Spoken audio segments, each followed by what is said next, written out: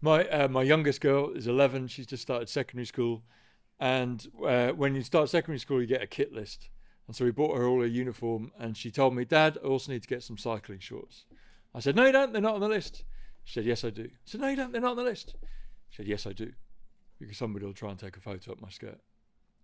Somebody had told her, was looking out for her, was protecting her, and making sure that she was included in safety.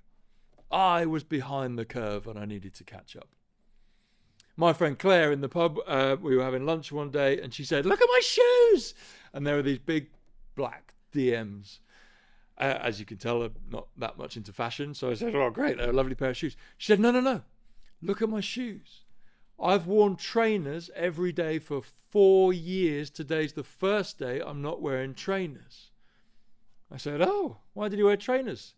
She said, "Because I didn't know if he'd appear on the street and I'd need to run. I haven't felt safe for 4 years. This is the first day wearing shoes I can't run in." I was behind the curve. I needed to catch up. I didn't have a clue what it was like to live in a woman's world. All of us brilliant speakers tonight have left us an invitation to step into the brilliant world of you women who have to survive with incredible courage that we can only marvel at. And our hope is that you would accept us as being behind the curve, but would welcome us in and would tell us these things so that we know. Because some of us have learned some stuff this evening and we've got stuff to do.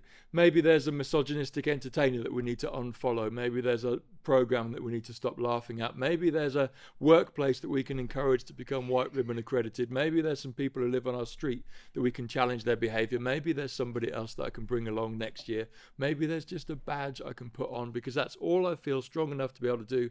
But that's a bright, shining light to somebody that there is a man somewhere doing some work to stand up for you.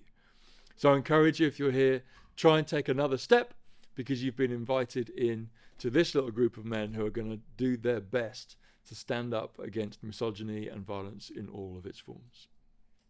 Thank you so much for coming this evening. Thank you to all those who've been vulnerable and creative and brave in your in what you've shared. I feel richer because of all of it. Thank you for providing colour to what we've heard.